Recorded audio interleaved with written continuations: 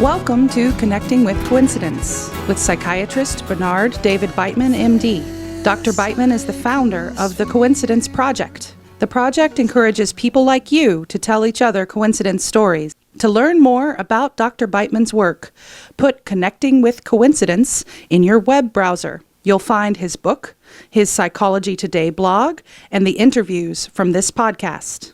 And now your host, Bernard Beitman, MD. Welcome to Connecting with Coincidence. I am Bernard Beitman, MD, a psychiatrist. I study the mind and brain in its physical and cultural contexts.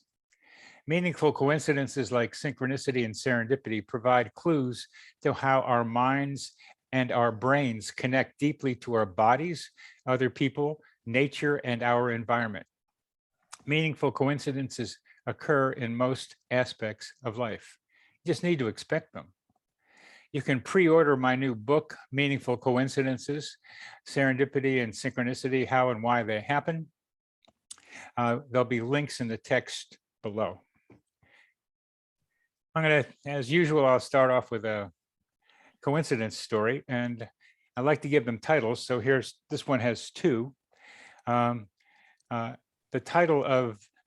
first title is, Are We Connected Through Some Invisible Bungee Cord?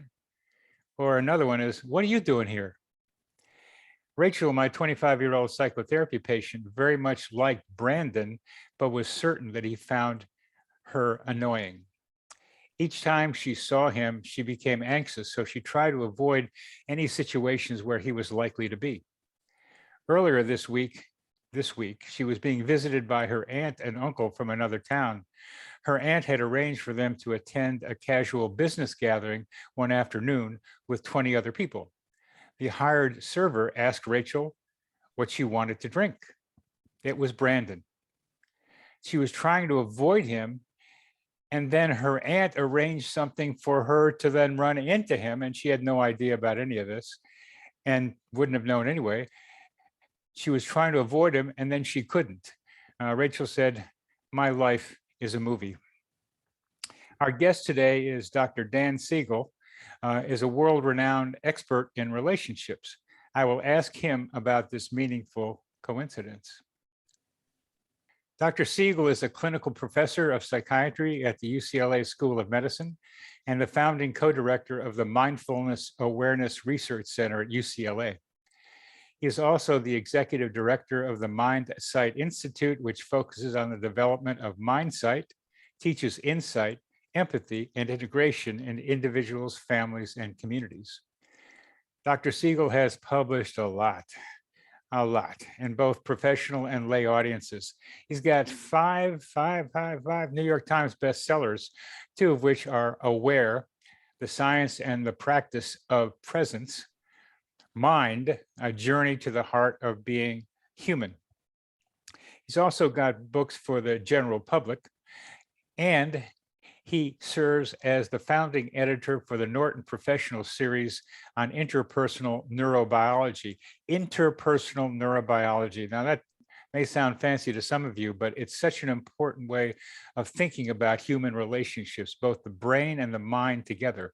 That Norton Professional Series on the Interpersonal Neurobiology currently contains over 70 textbooks.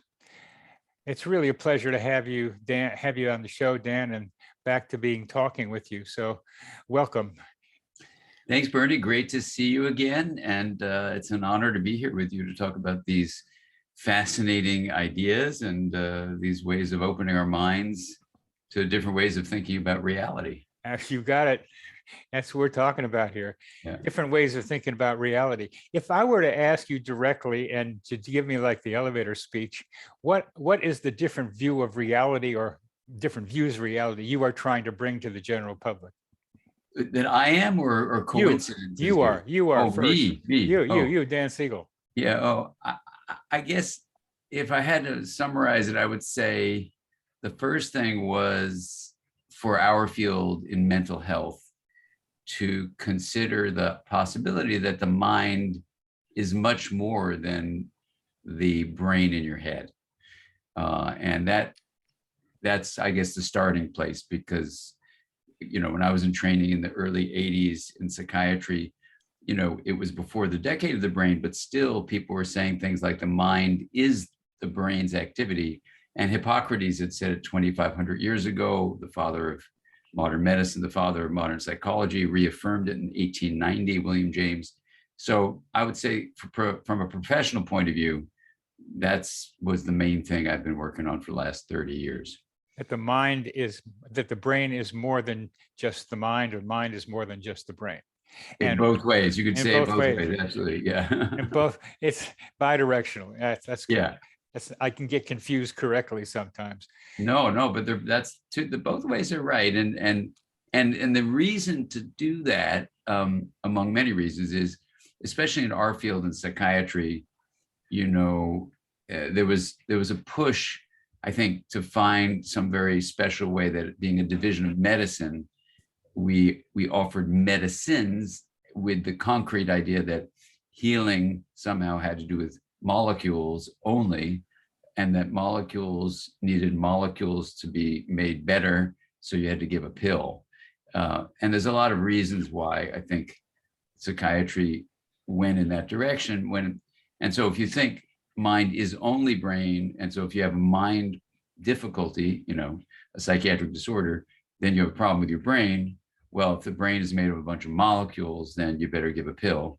So, there's a lot of financial reasons why corporations would be interested in that. There's a lot of reasons, if you're a researcher just studying the brain, why you put all your eggs in that basket.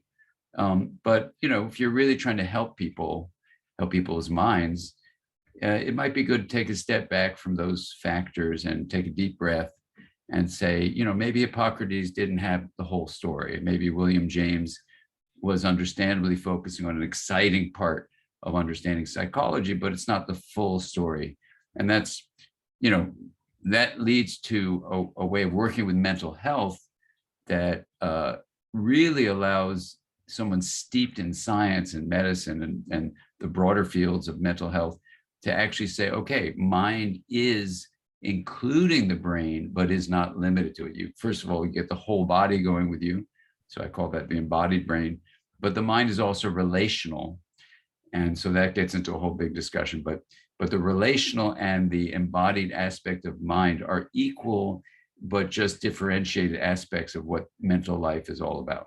So it means you're a part of a community, you're part of relationships, we'll talk about how that manifests scientifically, but then you see mental health depends on your connections, your social connections to other people, because that's where your mind is also.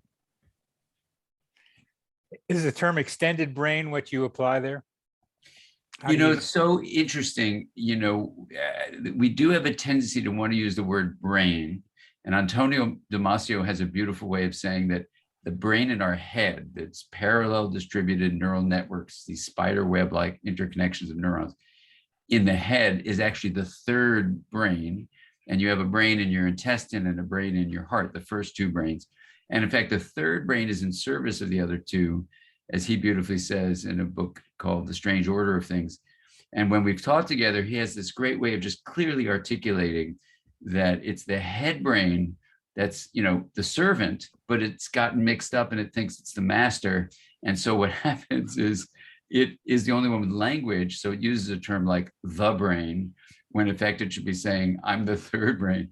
But in any event, depending on how you want to use that word, if you're going to talk about information processing being extended beyond the body, like in cognitive science, we say information processing or cognition is embodied and enacted. That's all about the body. But once we start saying it's extended and it's embedded in culture, it's probably, I think, a good idea not to use the word brain, to let that stay with a bodily organ, and whether it's in the intestine as a network around the gut or around the heart or in the head. So you say, okay, you have three brains, fine. So if you were going to say, yeah, and it's extended beyond the body, I would, or like the internet, I would start calling that the mind. The mind in part of what the mind is about is information processing. So you don't that is not limited to an organ of the body. Good, good. Yeah. I've just started to have a trialogue with my brain, my heart, and my intestines. Yeah. So I Good. consult them Good. recently. I love that. I say, well, what do you think we should do? Mm-hmm.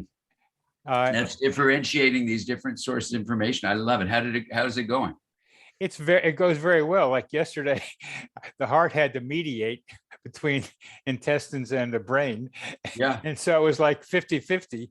So there's another element that I've come up with is there is an observer of this trialogue.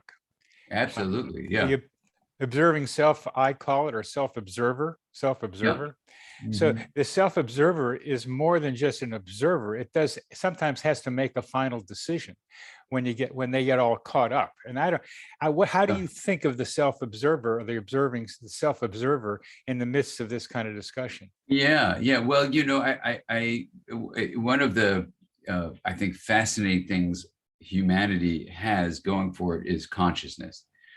And within consciousness, you can have an awareness of pure sensation, like the feeling of a breeze on your cheek. And you can have an awareness that observes and witnesses and narrates. So I call that own, it observes, witness, narrate, OWN. And it has this function where it can oversee the head, the heart, and the gut for sure. And to give you an example to support exactly what you're saying, Bernie, a dear friend of mine had a child who, was deciding where to go, and she didn't know where to go for college. She got into a couple colleges and she just was torn apart because one was really close to her parents and she thought that's where they wanted her to go. And it was close to them and they didn't want her to go there. But she kind of liked this other one, which was far away, and that they didn't think so much of it, but it was a really good match for her. So I had her do a trialogue, just like you're saying. I said, you have your brain in your gut, a brain in your heart, a brain in your head. Let's go through and tune into each one. So she tuned into each one, and each one, the two on the bottom, had their own opinion, and the head one was torn, with all these logical contradictions and blah, blah, blah, but who was I talking to? Because it was exactly like you're saying, there was an observing capacity that in this trialogue you're talking about, you have a fourth, overarching observer that can say, yeah, okay, I'm taking votes now. I'm kind of like the chairperson of the committee.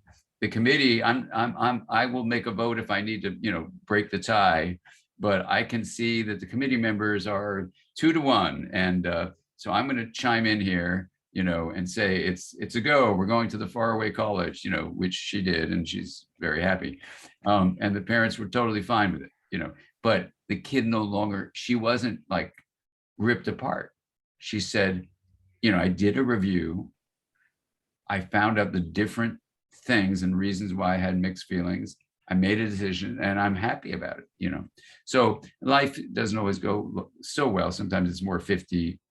And then your observing part, wakes up in the middle of the night, doesn't know what to do. But yeah, so I think we do have an awareness. I wrote a book called Aware, which tries to, look at the difference between like pure awareness and this observing, witnessing, narrating function of which you can be aware of, and they're actually different. So it's a fascinating space of saying, okay, one aspect of me is kind of more like an executive, but pure awareness itself is not an executive. It's just the capacity for knowing, for being conscious. And the executive sometimes has its own bias or own obligations, and getting into pure awareness, I think, is another step for her, for example, just to rest in awareness, to allow even the observing part to be appreciated for what it is. But life can be actually more open without that executive always being in control. Beautifully said, Dan. Beautifully said. Thank you. You're welcome. I have fun with your own, but I'll call it my term, observing self-observer. There's an observer of the self-observer. Forever, mirrors and mirrors, absolutely. It's a mirror thing that go, and then there's the observer of the self-observer. Oh my God. Welcome to the world of a neurotic therapist, like myself. Yeah, exactly. Exactly. Well, One time I was at a dinner recently, our kids are now adults and they had their significant others and we were all on a vacation. And I started talking about something, which was just like what you're saying. And one of the people said, you really like think a lot about this. And I had to just give an editorial comment. I said, well, you're just getting to know me. And this is like what I've been doing for like my whole life. And it isn't even, I did it because I was a therapist. I was doing this kind of observing the observer, which is why I became a therapist. And so it's just reinforcing that. And I want to apologize because it was like, what kind of dinner conversation is this? I was talking about, the emotions you have in response to have emotions, in response to the emotions you have because you're having emotions about the emotions you feel and others who's feeling what you're feeling. It was like, it was really kind of nutty what I said, not nutty, but it was like, for someone who didn't grow up in a family like that, it's like, whoa, where are you coming from? exactly. And, Exactly. so we can have a sense of humor about it. Well, we need to, but I'm glad, and I'm going to move it up. We'll move to something else, but I'm glad to find a like-minded that we just went through, because it's hard, because I think it has implications for efficiency and therapeutic change, but psychotherapeutic change. I think we can leave that for another discussion we might have. So let's go to the coincidence thing. Tell us about one of your good coincidence stories. Yeah, well, let me start, if I could, with two kind of statements. The first is a statement I always like to say when I get into talking about interpersonal neurobiology or the way we do things at the Mindsight Institute, which is as a white cisgender heterosexual male with a lot of education, I've got a huge amount of privilege and incredible blind spots from my blind spots. So it makes me especially vulnerable, but everybody has implicit bias. So I might say something with Bernie that may feel like someone's not understood or excluded. And so what I try to make sure I remember is that everyone has a different perspective. And so if I say anything as we're having this conversation, reach out to our administrator at admin@mindsightinstitute.com so we can keep the conversation going, because, the idea is that there's no such thing as perfection. The idea is that we show up and are present and receive feedback in a positive way. So, like, for example, recently I was mentioning something about taking a moment of silence for what's going on in Ukraine. And I had given my disclosure ahead of time. Someone wrote to us and said, what about all the other places in the world? And she had relatives in other places that she mentioned, that are also having people murdered, and killed and destruction. So you didn't mention them. That really hurt my feelings. And I really appreciated her comments. And so I realized, yeah, we're focused on Ukraine right now, but the whole world has humans hurting humans.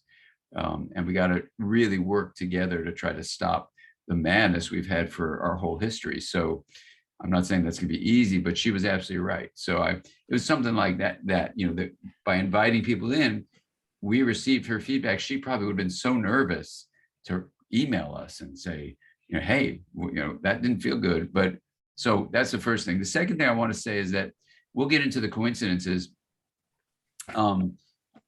But since I'm trained as a scientist and I've talked about coincidences with scientists and colleagues, and they will very, very vehemently say, Dan, if you do a statistical analysis of the number of times these overlapping things, whether you call them synchronicity or coincidence, whatever you call them, all the things, like I'll give examples, like I'll give today. They said, if you did a statistical analysis of all that, you'd realize it's far more common that coincidences don't happen. And when you just look from a larger point of view, since the human mind is a pattern-seeking organ, it desperately wants to see things that have meaning to them and attributes meaning to even meaningless things you randomly put on a screen, of course you're going to think they're coincidences. So please don't get mixed up by your belief and what is true. And so I want to quote them. Well, I'm paraphrasing them because I really think that's important to say. I mean, we'll talk about, some examples that are so specific. You got to say, how could that be just a random simultaneity of things? And so, but I will always, I myself always have a doubting mind, and I kind of channel that articulation from these colleagues. We were at dinner and I was talking about this. How exciting, here's a way of explaining it. They go, you're out of your mind. It's do the statistics on non-coincidences and, make a big deal of that, but you don't. You just find the random things that do statistically are predicted to happen, because when you compare the amount of times they don't happen, the amount of times they do, just out of statistics, of course, they're happening randomly. In So large, I just want to in put large, that out there. in large populations, any weird thing can happen. Yeah, exactly. That's the basic idea, and it's the law of very large numbers. There is no such law. A guy from Stanford made that up as a law. He just liked it, so he called it a law. What they don't get is that statistics are part of every coincidence that happens. There is a probability of every coincidence. We can't measure it sometimes, but there is a probability of it happening. Otherwise, it wouldn't happen. But just because there's a probability doesn't mean that's the full explanation of the coincidence. Yeah, I'm with you, and I look, I myself, like one of the interpretations for these coincidences or synchronicities, is to look to quantum physics. And, I was exploring this about a year ago. No, it must have been before the pandemic. So a while ago. And on stage, I was bringing it up. And a physicist, physician, philosopher came to me afterwards and urged me to stop doing it. And then what was fascinating, he actually studied quantum physics in graduate school. And I just watched a whole series of explications that he had about why a number of the things that I'm going to actually bring up that quantum physicists not only talk about, but a paper in 2015 is called Closing the Final Loophole in a peer-reviewed quantum physics journal that showed that this process called non-locality or entanglement is real, and it even exists beyond just microstates of electrons and photons, but also with matter. But this colleague of mine pointed out how erroneous the thinking of those not those particular ones, but in general, people believe in entanglement who are quantum physicists, and how there's no such thing. So I literally just listened to this 2 days ago. So I'm filled with his doubting scientific presentation that even the quantum physicists who give us a way to understand, in my view anyway, what I would have said before 2 days ago is a solid peer-reviewed view of entanglement. Now he just kind of totally, in his philosophical set of arguments, points to a lot of doubt about it. I still am left with it. I can give you the coincidences, and everyone listening can decide for yourself. But there's about 5 of them I could talk about. So I'm trying to think about which ones to bring up. Maybe I'll list them all and we can go into depth in any of them. Maybe that's a good way to do it. Do you want to hear them? Yeah, it's fun to hear the titles. When I tell coincidence stories, I ask people to give a title, to keep the details relevant to the audience rather than ones you like only. Yeah. And then to do a summary of meaning, both personally and explanation. So yeah, let's do some titles. Well, the collection, the overall title for this collection would be, The Sad News of Death. And the first example is a friend of mine, was traveling in another continent, and it was in the days before cell phones, and he just got this incredible feeling that his sister-in-law had passed away, And when in his trekking, he got back to a town, his brother, who was the husband of this woman, had sent him a telegram saying that his wife, my friend's sister-in-law, had died exactly when he knew she died, when he was up in the mountains. So that's example number one. You know, the simultaneity of it is a person, you know, getting an image of someone dying, the feeling that it's just a fact, and then finding out, in fact, it was a fact, and these were now thousands and thousands of miles away. You know, so I call that simultaneity, the feeling of the pain of a loved one or somebody that you know yeah, well at a distance.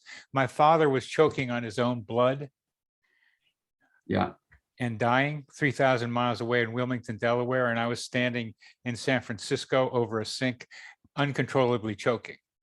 And mhm, it happened to be that he died on my birthday, just to make it more memorable. So that yeah, led me to asking questions of a lot of people through a questionnaire I developed, the Weird Coincidence Survey. Does this happen? And a lot of people said sometimes. And yeah, I've seen other reports just like yours. So this is a reality. This happens to a lot of people. It's yeah. just that they don't talk about it. They don't talk about it because they say people think I'm nuts. You know, the You are second example, you are yeah, you are describing a common phenomenon, Dan, and it's amazing. so I'm like you in doubting, and I want to do some science here because I've published on chest pain and panic disorder and a lot of other stuff. So Yeah, I'm trying to be able to say does this real in a scientific, right. yes, that is real, meaning a lot of people have that happen. Go Yeah, ahead. they have it happen. You know, there's a book called Extraordinary Knowing, which systematically goes through how the CIA was studying this kind of stuff. And it's a book. Unfortunately, the author died before she could finish it. So my publisher actually finished the book for her. But that's a book that documents all this kind of stuff from a doubting person. She was a therapist in Berkeley, and she didn't believe any of this stuff, but it kept on happening, and she just went on an exploration of it. Oh, Anyways, she found the harp through a dowser, which was really you, quite, you know the book. Very uh, good. Yeah, exactly. Exactly. that blew. When you get a thing like that happening, your worldview begins to crumble, and it's got to be replaced. Yeah. So then someone who was a doubter of her, I believe, tried to hire the guy to do the same thing, and he couldn't find anything he tried to find. So then that person, I think, said, oh, it's, you know, just coincidence. Coincidence as in has no meaning. It's just random association. The second sad death story is, you know, I was taking care of a young patient. She unfortunately died, and just for confidentiality purposes, let's say she died in a very specific way, and let's just say it was drowning. And she was in one location, and after she died, sadly, her brother became my patient, and so did the whole family, actually, to deal with the death of this little kid. It was an accident, so I mean, obviously, any accident could be prevented. So it was really upsetting to the whole family. Anyway, so I had the opportunity to actually work with the whole family. The brother comes in and he says, I don't know what to do with this. I would never say this to anybody, but the morning my sister was drowning and dying, I was driving to work. I pulled over and I felt like I was drowning. I couldn't breathe. I was like gurgling. I actually, you know, called my work. I know exactly the time I called my work and said, I don't know what's going on. Maybe I'm having an asthma attack. I don't even have asthma. They said, pull over the car, pull over the car, stay on the side of the freeway. He knows exactly when it was. It was exactly when his sister was drowning, Like with 3,000 miles away. 3,000, same as me and my father. And Yeah. now we may get back to some of the stories, but let's go to explanation. Clearly, you're going to quantum entanglement as a way of thinking about these, which is metaphorically appropriate. Two, boom, boom, same thing. Well, yeah. So let's look at this. We have, you know, in those two examples, and there were other examples related to this that are also quite amazing, but not exactly about coincidences. But let's just stay with those two. You know, and again, I'm now channeling my colleague who says none of this is real. It's all fictional talk by quantum physics people. But I have other colleagues who are quantum physicists, professors of quantum physics, who don't agree with that guy, who's also trained in quantum physics, and say, actually, this is real. So what they say is real, let's just point it out, is let's start with the cover story of the Scientific American in July of 2018.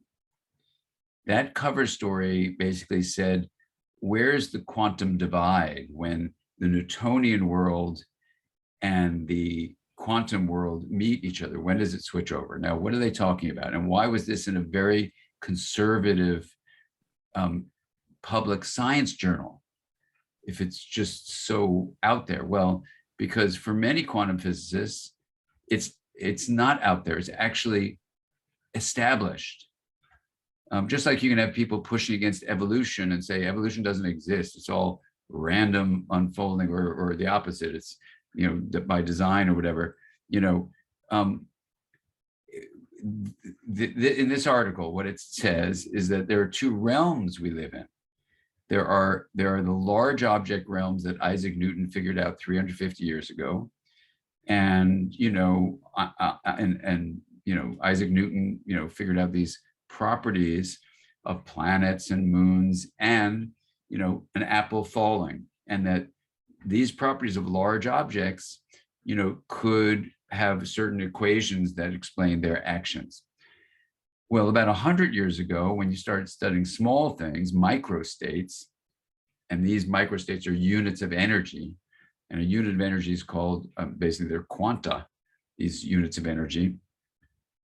So when you study like an electron, it's what's called a probability field, and it turns out that the properties of an electron or a photon, these small little things, microstates, the properties that Newton talked about don't apply at all. And so they needed to develop other equations, which they did, which were actually even more accurate, but they were based on probability, not on the certainty that, when an apple falls, it's going to go down, but on probability values. And in basic quantum physics is a set of equations that tries to explain, if you will, and predict when you have certain situations like research paradigms, what's going to happen. Okay, fine. The key thing about this quantum realm, if you will, which has these different properties than the large object Newtonian classical physics macrostate realm, the difference is, just like you have a property in air, we walk around, if I drop like an object, it'll fall down. But if I'm in water, it's a different realm. And if I drop it, it might float. So we don't get like freaked out going, oh my God, Bernie and I are going swimming in a lake. We're floating. What's going on? This is so weird, but we're on land. We don't float. It's different properties. So the realms that's the analogy. The microstate realm, two things. One, there's no time variable. In the microstate realm, there's no thing called the arrow of time, which is a directionality of change. But in the Newtonian realm, there is what's called the arrow of time.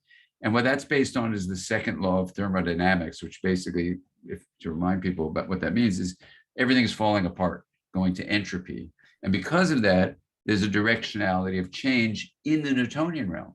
But the second law of thermodynamics, which is the origin of this directionality of change called the arrow of time, doesn't exist in microstates, second law of thermodynamics. So there's no time variable in the equations, and there's no directionality of change.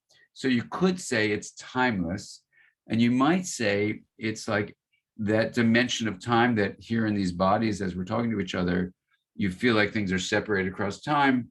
There may be a way where it doesn't exist in the microstate realm. That's number one. Number two, the property of spatial separation that certainly exists, and it's based on the equations of macro states. We can say this object is 100 feet away going this amount of speed, so the brakes have to stop the car in this amount of time so there's not an accident. you want to drive in a Newtonian car. When you go in an airplane, you want to be in a Newtonian airplane. You may drive, you may fly in Qantas Airlines, but you don't want to fly in Quantum Airlines, which is a probability. Like you get in the plane, you're going to New York, and they say you'll probably get there, but maybe not. No, you want to get in a Newtonian plane, so there's a certainty to it, and you land there, assuming it's safe. But the issue for microstates is that, and this is where entanglement comes up, there's no such thing like as a noun in the quantum world that's an entity that's fully separate from other entities.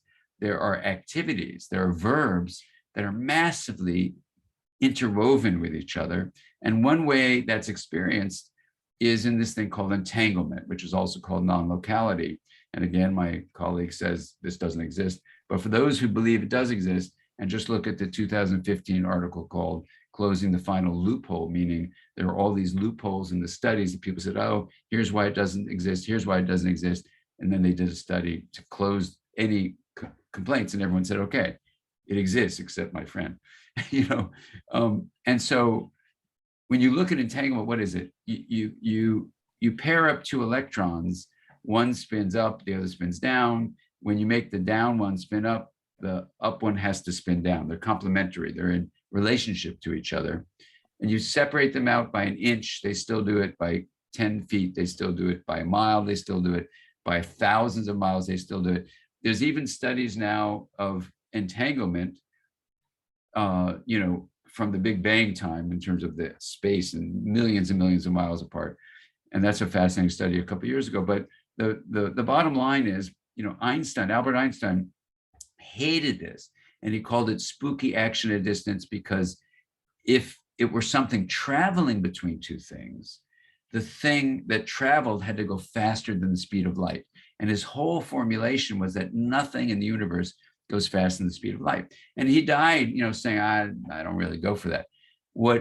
It's even weirder than something going faster than the speed of light. Number one, no one believes that anything is going faster than the speed of light. So Einstein was right. But the weirder part is, in the quantum realm, when we apply the notion of spatial separation that impedes a relationality, it has no meaning. That space, just like time, don't exist in the quantum realm like they do in the Newtonian realm. So we get about 100 years to live in these bodies. Okay, that's a chunk of the space-time block. But in the quantum realm, it's not like that. So when I learned about that, and I was also a therapist hearing all these stories, or just a person having these experiences myself, I started feeling like, these are subtle ones, but two examples I'll give you is, I hadn't seen a patient for about, 7-8 years, hadn't really thought about her. I was busy with other patients. And I'm walking in a park and I see this woman. I said, oh, that's my patient. Let's call her whatever, Mary, whatever. So I said, oh, that's Mary. And I look at her, that doesn't even look like Mary. Well, why am I thinking it's Mary? And then I go walk another 20 feet.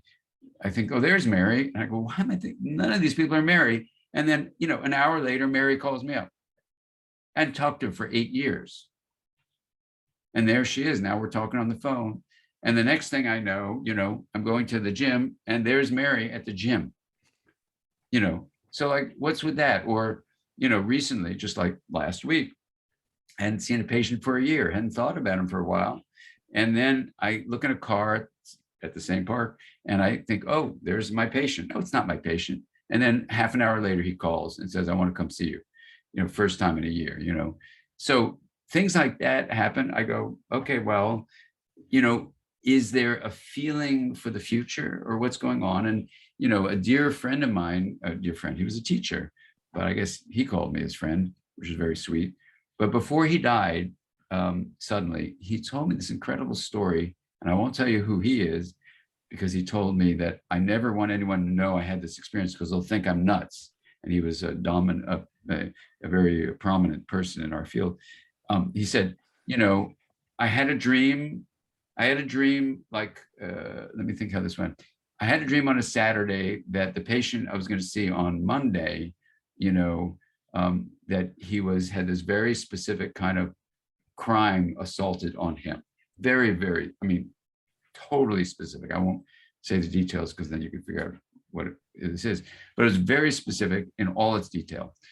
And then on Monday, the patient doesn't show up and calls him on Tuesday and says, I'm sorry, I couldn't come in yesterday, but can I see you tomorrow? Because this is the crime that happened to me. And it was exactly like his dream on Saturday. So what my teacher said to me, goes, what's going on here that I could feel into the future, not even simultaneously. So, and they're at a physical distance. So,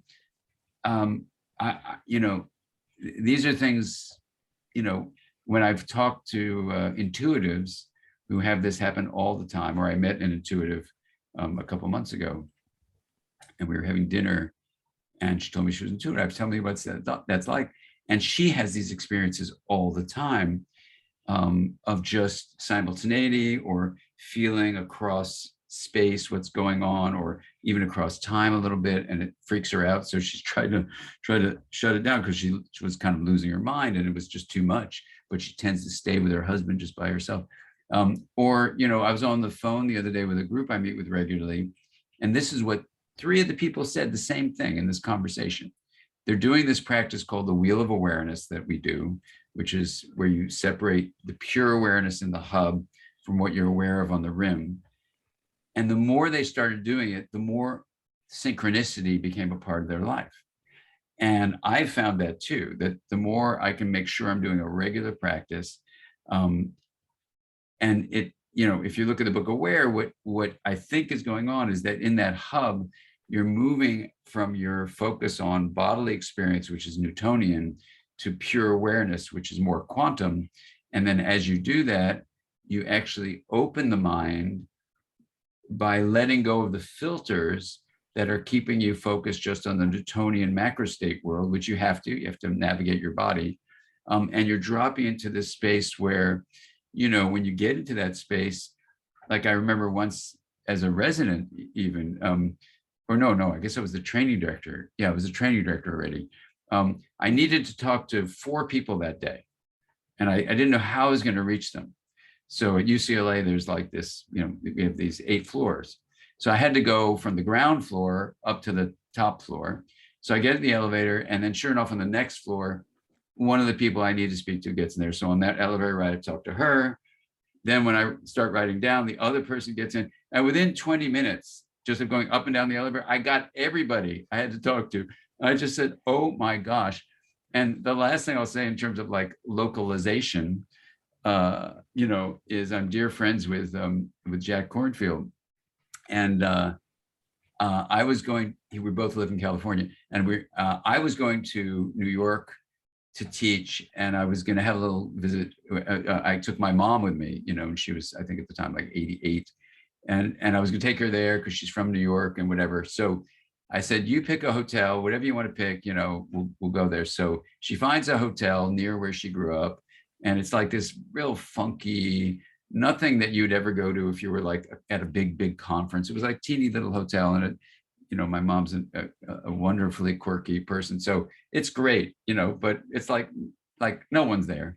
So we're about to go out for a walk, and it looks like it might be rainy. So we go back up in the elevator, back to our room. We get our umbrella and a coat, and we get back in the elevator, and then Jack is in the elevator. And we ride down with him. We go for a walk with him in Central Park. And I go, what? How are you in this hotel? And he goes, I don't really know. I was supposed to be in another hotel, and then something weird happened. And then the people I said, I didn't even know you were going to be in New York. He goes, yeah, well, I'm giving a talk, and the people, for some reason, I don't even know why, moved me to this hotel. And so we were hanging out together, and I always wanted my mom to meet him because he's one of my closest friends. And so we were like, doing that, and I had to leave early. And so Jack was hanging out with my mom, and because they're in the same hotel. So what's with that? You know how many hotels there are? And I guess I'll say one more location thing about New York. So this is like, someone called and says, we want you to come give a lecture in New York City. I said, fine, I'm happy to come. They go, but we have no money to give you. And, we can't even put you up in a hotel. I said, you want me to fly to New York? You want me to give a talk and you're not going to pay me and you're not going to put me up? They go, no, well, maybe we can get you miles and you can fly the miles. So I said, I mean, I really believe in your mission. It was a nonprofit organization. I said, so let me talk to my wife about it. She goes, oh, well, I have an idea. I said, what? She goes, before you talk to your wife, just tell her you can stay here. I said, but we have 2 kids. She goes, I've got enough room. Your wife and your kids can stay with me. I know it sounds weird, but you can stay at my place. You don't even know me. I said, all right, well, let me talk to my wife. So my wife is game for stuff like that. So we go there, right? And so it's in New York, and it's somewhere, on the side of town I knew my mom grew up in. So I called my mom. I said, hey, Mom, how are you? She goes, fine. I said, we're in New York. She goes, oh, where are you? I said, we're on West End Avenue. She goes, well, are you far from where I grew up? I said, well, what address did you grow up on? She gives me the address. Let's just make up it's 123 West End Avenue or something. It's not that, but let's say it's that. So I say to the person who's hosting us, I said, hey, Rebecca, how far are we from 123 West End Avenue? She goes, well, what do you mean? I said, how far are we from 123 West End Avenue? She goes, what do you mean? So I said, hold on, Mom. I said, how far are we from 123 West End Avenue? She goes, you're in 123 West End Avenue. Now, what's the chance of all the buildings in New York City that I would be in the building my grandparents, my mom's parents, raised her in?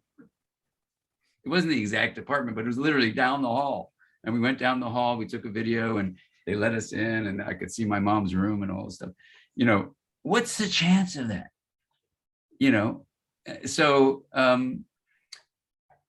it's wild. I'm going to give you one more story. Hold on to one more story then, because I know this story. Okay. This story will blow your mind. Because I think maybe we can lead up to this story with having a discussion about this. Yeah, I'm sorry. Am I going on too much? It's just, of course, and it's great. Not too much. I mean, you're a great raconteur, a great storyteller. It's fascinating listening to you. But let's pause that. Let's put the storyteller on pause for a minute and look at what I'm doing and what you implicitly are doing, which is to collect the stories and see if they can be categorized in some way. That is the beginning of science, of a science, to observe and to categorize. Mendeleev understood that. A lot of people understood it, put the stuff in categories. So I enjoy your excitement about these, like, what are the chances? Yeah, these are low probability events, and the low probability events catch our attention. And they've caught your attention. It doesn't mean that we know how they work. What the statisticians do is say low probability is still going to happen, but just because you had a mother, she doesn't explain all your bad behavior when you're older either. It's a quality of the thing itself. So what you're doing, and I'm so glad to hear you doing it with your excitement with it, is listing the kinds of coincidences that blow your mind, that are low probability. Now, the next question is, what do they mean to you? Which maybe we'll get into. But then because we're curious, both of us, we want to know why. Why did this happen? So you're going for the soup du jour these days, which is quantum physics, and that's like, a lot of people get into what some people call quantum mysticism. Yeah, exactly. What I wanted to get to and hope to write here is interpersonal, the extended mind that you are involved with, that our minds are part of our environment, and our environment is part of our minds. Yeah. We live in this web of connections. Mm-hmm. And that's what I think is the better way of looking at all this stuff, that we are connected in various ways, sometimes intensely, sometimes not so intensely. But those patients that you've talked about that were connected, that you feel coming, you're connected to them. And there's a science fiction story video, which is you don't have to call somebody. You just think of calling them and you can telepath with them as if you're doing it on a cell phone. Yeah, I've never been able to do that, but I must say I do. My wife and I will say things that are absolutely in the other person's mind. But we've been together. I mean, we did this since we first met, but we've been together almost 40 years. But to yeah, do it deliberately, we haven't gotten to yet. yeah, I've never been able to do that. No, to do it, people are afraid of it. We don't know how to use it for good reason. But I'm trying to suggest that those patients that you saw, but they weren't the patients, but they were the patients. They were the harbingers of the patients. They were pushing a button that says, Dan Siegel, I am thinking of you and I need you. And that button, that registered because of the web of interconnectedness that you and I are part of. Exactly. So, I mean, I'll give you an example. I hadn't seen a patient for 2 weeks, an active patient. And I just thought, I'm going to text him, make sure everything's okay. So I text him, and just as I send, he sends me back within like 15 seconds. I was just texting you. Now that's happened a lot, So if you talk about, like, I do some collaborative work with Meta Bowl and Peter Senge, who work in something called systems awareness, and Otto Scharmer, who's also at MIT. The three of them are at MIT in various capacities. And we're looking at something that let's just name it, called a relational field. Yeah. Right. And so we're trying to figure out how to study it. People who are linear scientists think it's ridiculous that you have an entity here, an entity here, there is no field. But Faraday, was talking about electromagnetic fields, and people thought he was ridiculous. So, we don't know how to measure it, but at least let's let go of the time issue, that you can get a sense of what's going to happen in the future. And let's just talk about a field.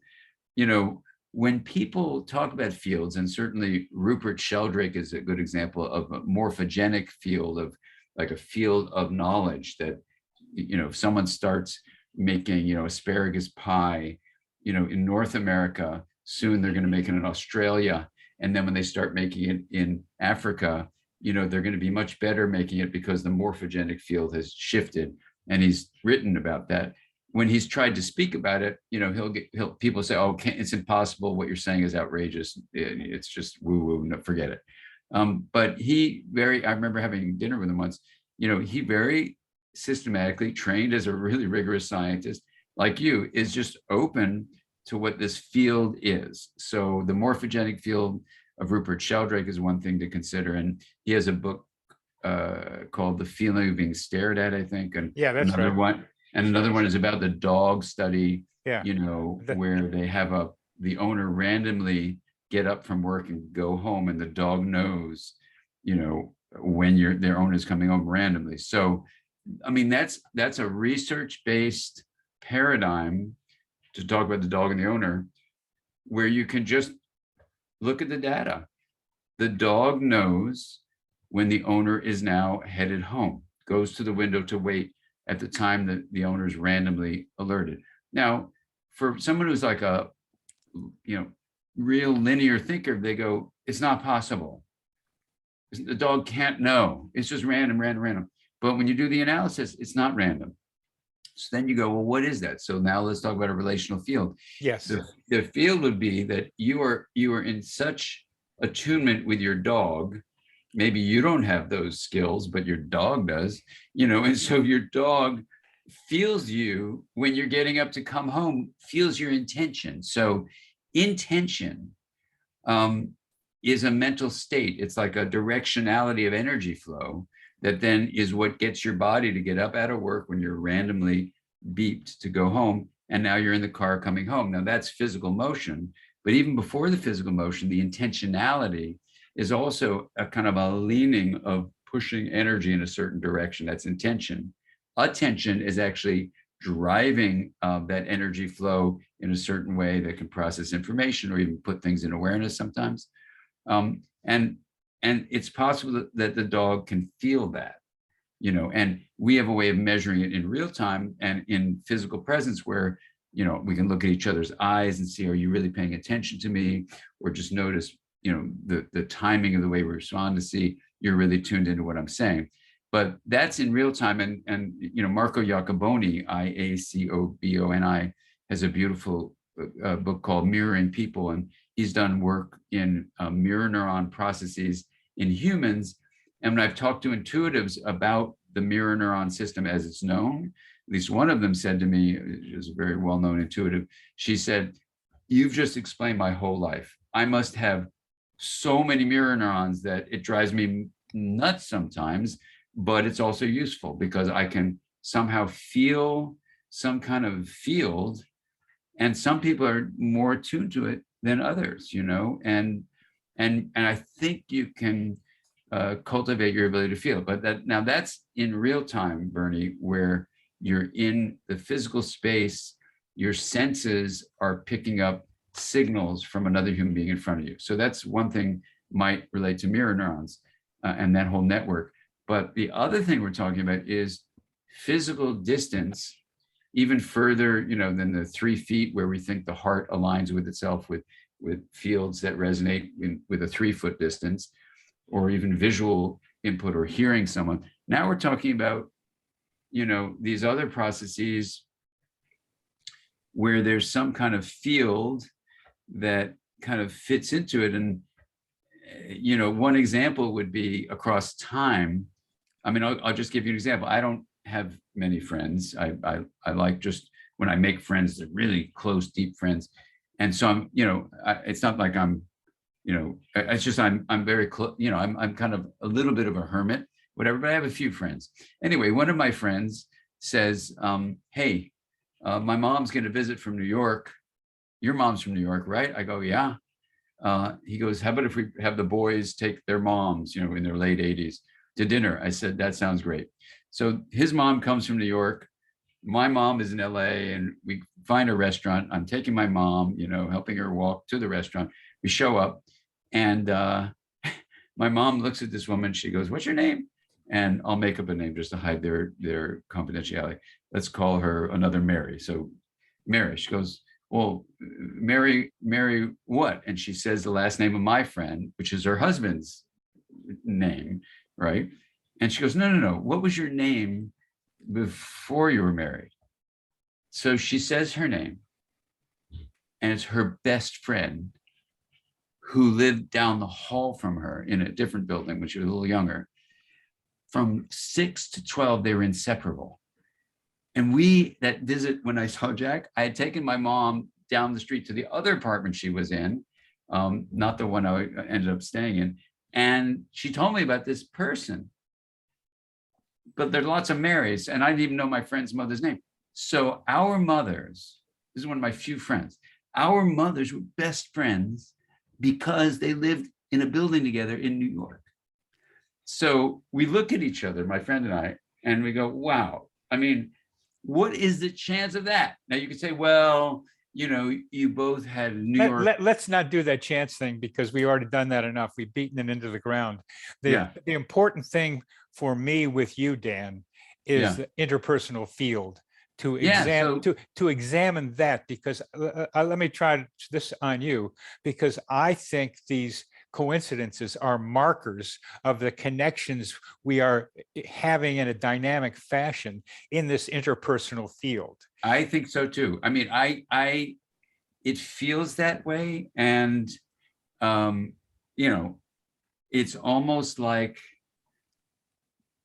that field exists in the present moment, if we use Newtonian markers of time. But it also feels as if, just like people look at gravity as kind of a bend in the space-time continuum, and in these dips, things pull down there. And I know that sounds weird for everyone, but if you look at, issues. So it almost feels like if you look at the attempt to draw a picture, just take a look at it, of how people are thinking what gravity is, a bend in the space-time continuum that pulls things in.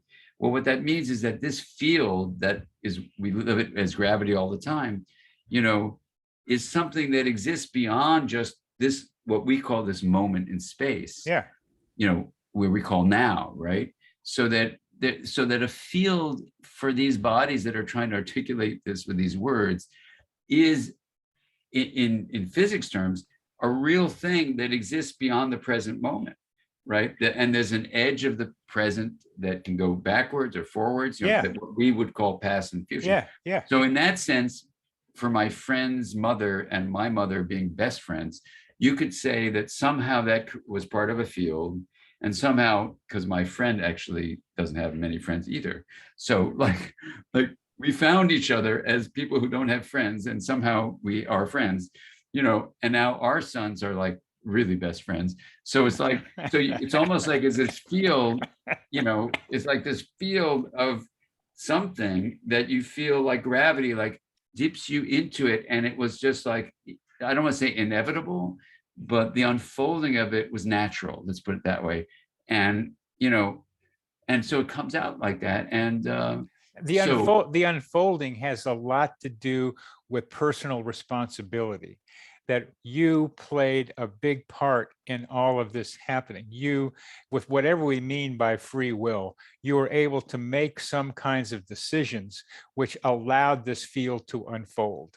And looking at what you do, how you think, how you feel, that leads to this and to that, is a very important part of all this. Yeah, well, let me ask you about that. Let me come back to your phrase, you allowed the field to unfold. Yeah.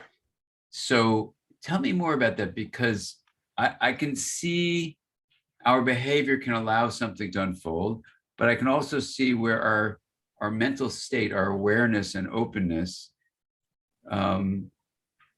can be either more or less sensitive to a field that's there, and we can ignore the field, and then maybe it feels awkward, we don't feel like we belong, or we can, so the field is the field, and we're not allowing to unfold, we're just allowing ourselves to flow with it in a flowing way, or we're fighting it. So what does that feel like to you, Bernie? It feels like being able to allow for weird stuff to happen, and to recognize that it's part of the reality that we are living in, and that the experiences that you describe, which are really fun to hear you describe, and the fun you have in experiencing them and re-experiencing them. Yeah. It's infectious. That's part of what drives my interest in all this, because they are both fun and they're learning too. I thrive at the learning entertainment interface. So it's got to be fun and it's got to be interesting. And that's what you are just talking about. But in order for that to happen, you have to be open and expected. It's happened to me from the beginning of my life, practically 8 or 9, where I lost my dog got lost, and I got lost, and we found each other. And it was one of the most important experiences of my life, because I needed that dog and he was lost. What happened? I came home from school when I was 8 or 9 and said, "Hey, Mom, where's Snapper?" And she said, "Go to the police station. Maybe they know." So I got on my bike and went to the police station and climbed up the stairs and asked the big man behind the desk, "Have you seen my dog?" He said, "No." I started crying. Rather than go back the way I came, I was crying so much I went back another way that was new to me. And there he was, coming right towards me. So I needed him. And there he was, and we had another 4 years together, and it was wonderful. He was really my best friend then, and it just wonderful having him. And I'll still start crying about it too, because he was so important to me. And that was the beginning of my interest in all this. That it's not, it's that we are connected, and that we have to be open. And my tears and getting lost make that field more open to us and our needs and our intentions. So let's go to that moment. The policeman says, "I don't know where your dog is." You're crying, you get back on your bike. So what's your sense of what the field is that had you steer your bike in a new way, maybe a way you've never gone before, and Snapper was there? What's your sense of what is that field? Was my reality had gotten shattered. That having him in part of my life, I'll start crying again. Having him as part of my life meant he wasn't going to be part of my life, and that just devastated me. So, and in that moment of devastation, I think I could feel where he was, because I was not guiding myself. I was just riding my bike. So you were broken open by the despair about that. Yes. Now, in that broken openness, then you're feeling the field that would allow your bike just to find itself, almost like someone finding water, you know, with those divinators or whatever they're called. You just followed the flow of the field, just like that gravity thing we're talking about, and it brought you to Snapper. Yep. I call it human GPS. Yeah. So your sense is that sometimes before you're broken open, you would say, well, the policeman says no, I've got to go home, it's dinner time. So I just take the same path that I'm familiar with, and now you don't find Snapper. But in the breaking open, then the field that's already there. So you're not creating the field. The field between you and Snapper is so powerful that you have to get out of your logical mind, if you will, and maybe it's your heart, maybe it's your gut, it's my heart. It's my heart. It's your heart. So your heart is feeling the field and says, I don't know why, but I'm going that way. Yeah. And I think there's a huge amount to that. I know even as a therapist, sometimes I'll have a feeling to say something. I'll go, that's a weird thing to say. So then it comes up again. I said, that's really weird. Don't say that. Then it comes up 3 times. And when it comes up 3 times in me, and it's usually like in my heart or my gut, not my head, I'll say, I don't know why I'm going to say this, but it's come up 3 times. It seems really like a non sequitur, but I just need to say it. I would say, that's happened maybe 100 times in my career, maybe more, but 99 out of 100. I only remember one time when it wasn't right on the money, but I didn't think about it. I didn't come up with it because I'm like smart or something. No, it was some kind of field between me and the patient. And it was something that like had nothing to do with really anything we were particularly specifically talking about. And somehow it was something I heard from them maybe 9 months earlier. I read on the newspaper last week or something. And I'll just say it. And then they start crying and crying. They go, oh my God, that's exactly it, blah, blah, blah, blah. Now you could say, well, it's just because you said it was coming from your heart, or, that's what made them have a big response to it. So I could undo the thing we're talking about. But let's go with the idea it's a relational field. Oh, yeah. I do believe there's a big possibility that they're just like Faraday said, there's electromagnetic fields, and people around him said, we can't see them, you're out of your mind. And all of our electronics are based on those. It really could be, just to name it specifically, that there is a field, energy patterns that connect us to this larger process. Yes. There's like a gravitational field. Yes. Why wouldn't there be a relational field? Why wouldn't there? Because there is, and you know it from the work you've done. I call it our mental atmosphere, the psychosphere. It's a noosphere is a name that Desjardins gave to it. We have many names for it. I like the way you think about it. I can see the web that you already know between the individual and the person's environment. You think in the terms of that web. Yeah. I can see visually when you're talking that you can see that. I think similarly. So it's really, I really appreciate seeing your mind reflecting something that is very clear in my mind. Yeah, well, these relational fields, this is a little bit of a side thing, but I just want to tell you about and everyone about this amazing book that was written by a Nobel Prize winner, climate scientist, Karen O'Brien, called You Matter More Than You Think. It's about what she calls, and there's a whole movement called quantum social change. And I can't remember in the book if she actually says the word relational field, but it's about everything we're talking about. But it's about the idea you matter more than you think, that as you open up to what you and I are talking about, Bernie, relational field, and I don't think O'Brien talks about in the book, but it's the same sort of thing, that there is a way we deeply influence each other. Yes. And a field is one way to describe it, even if she doesn't use that term, and the reason, and it is important to avoid quantum mysticism, but the reason to bring up the empirical findings from quantum physics is just that some of these things happen in spatial distances that, you may say, oh, it's not possible, but entanglement, called non-locality, shows, at least if that's true, how that could absolutely be possible. Number two, in terms of physics, electromagnetic fields happen really fast. So even if they're not simultaneously, even if it's the flow of something going the speed of light, there are fields. There are fields. Think about a magnet that can push another magnet There, when it's, there are fields.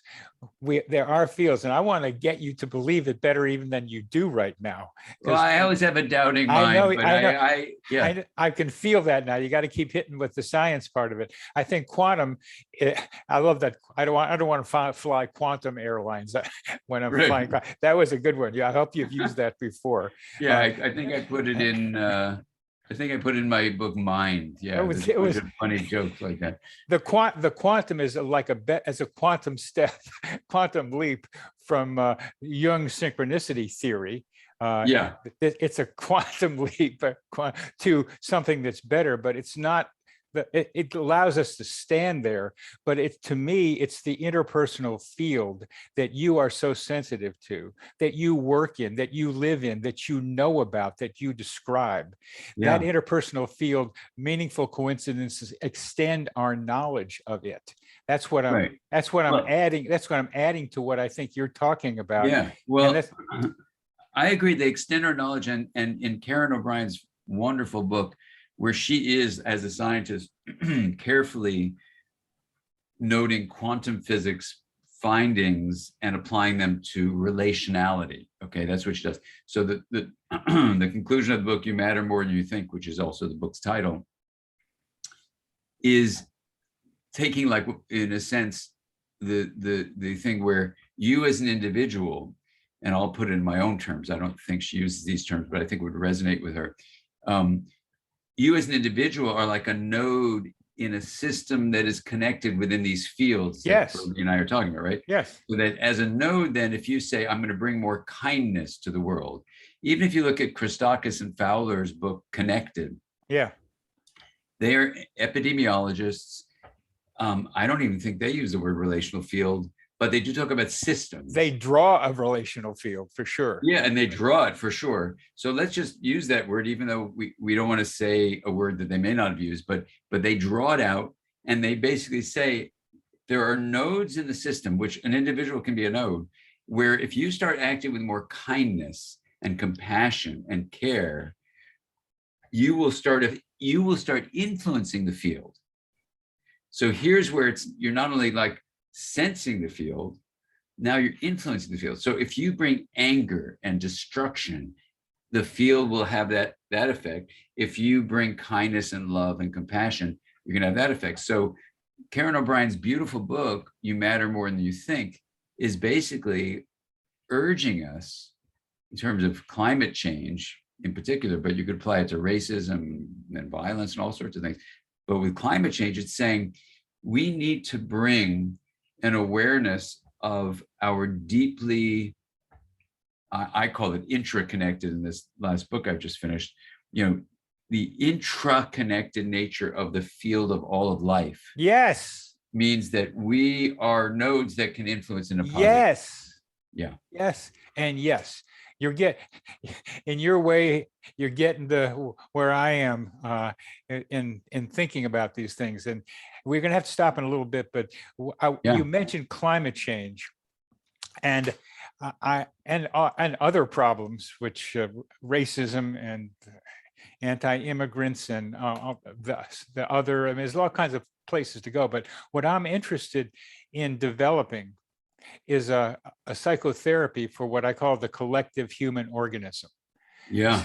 A psychotherapy that helps us undo the denial using Prochaska as stages of change, where pre-contemplation to contemplation to change and then maintenance, that somehow we get people out of the relative denial into contemplating what needs to happen. Some people are moving that way, but what do you think about the idea of developing a psychotherapy for the collective human organism? This last book I just wrote, I think, is exactly that. Oh, it is. Yeah. IntraConnected. It's actually, if I had to do like a quick elevator speech, I think that's what it would be. And basically what it says is that modern culture for humanity has created this vision of the self as separate, not a part of these big fields we're talking about. And in that separation, there's a disconnection and a violation of what's called integration. So we're excessively differentiated. So the despair and distress and disease is really a disease of disconnection. That's for humanity. Then if you look at the fact that since 1970, we've lost 2/3 of all the species that existed when many of us were kids, they're gone now. Humans did that. So this excessive differentiation is not only causing human suffering, it's causing suffering for our nature family. So the book is a plea to look at what the self is defined as in modern culture. So in that sense, it's asking us to widen a lens of identity. And that's the therapeutic intervention, if you will. You say, well, what's going on? By seeing, even the word interconnected is better than being disconnected, but even interconnected implies, I'm here, you're there. So intraconnected implies that there's a wholeness to everything that is the field that we're talking about, that we can actually support. It's being nurturing. I'm going to ask Christy to send me a copy of that and to be able to maybe come back and talk with you about this. Absolutely. This is so crucial because I have some ideas that might resonate with what you're talking about there. And the specific idea of mine in my elevator speech is that to notice that intraconnectedness, synchronicity, serendipity, as well as meaningful coincidence generally, show us the invisible connections between us. Absolutely. Absolutely. And this is where, it's a teeny bit of a shift. This is what's so hopeful about taking this approach is that, if people are living a life of separation, then the only solutions they see are from disconnection. But the true healing of the planet is going to come from embracing the reality of the connectedness, the intraconnectedness of the whole. So as you go through the journey of the book, Bernie, let me know what you think, because, I've written a few books and it's always inside of me as a writer to say, I want this to be a relationship with the reader. And so as you go through, it's inviting you to explore, how did your sense of self develop? What were the forces from culture or your family or experience that pushed you for a construction of the separation, possibly? And then what can you do? And there are exercises, to then expand your sense of self, not get rid of self, but rather expand it. So the way we like to say that is you have an inner me, you have a relational we, and together when you integrate those, you have a me plus we is we. Beautiful. Beautiful. So as we end and look forward to another conversation with you, Dan, tell us something more personal about you, besides that you know a lot of people for sure, but you have just a few close friends, which wasn't evident from what you were saying before. And I'm glad that I'm glad to get that clear, because I'm really like that too. I got to think, and that's usually doing it by myself someplace. I'm still connected with my thoughts. Have me connected. I'm not disconnected, but it's not the physical presence. So tell us something about Dan Siegel that's a little more personal. Wow. Let's see. Well, I guess for some reason this comes to mind. We have an online program and people trained in that. And one of the online participants once came to a live thing before the pandemic. And she was from an indigenous culture, from the Lakota tribe. And she said, I'm really confused by being here because, I was hearing your name online, but I'm confused. I said, what are you confused about? She said, I thought your name was Dan Siegel. I said, my name is Dan Siegel. She goes, no, I thought your name was Dan Siegel. Exactly. You heard it, Bernie. So she goes, Dance Eagle. And she had read in my book, Mind, that I dropped out of medical school to pursue my passion for dance. So that's my new name, is Dance Eagle. And I loved what she said. And it just was sort of freeing to, first of all, to honor, what dance is. Dance is such a way to get out of just our heads and into our bodies and move and connect with other people and music. And so I know what you mean. I go to dance at least twice a week. oh, fantastic. Yeah. Are you still going?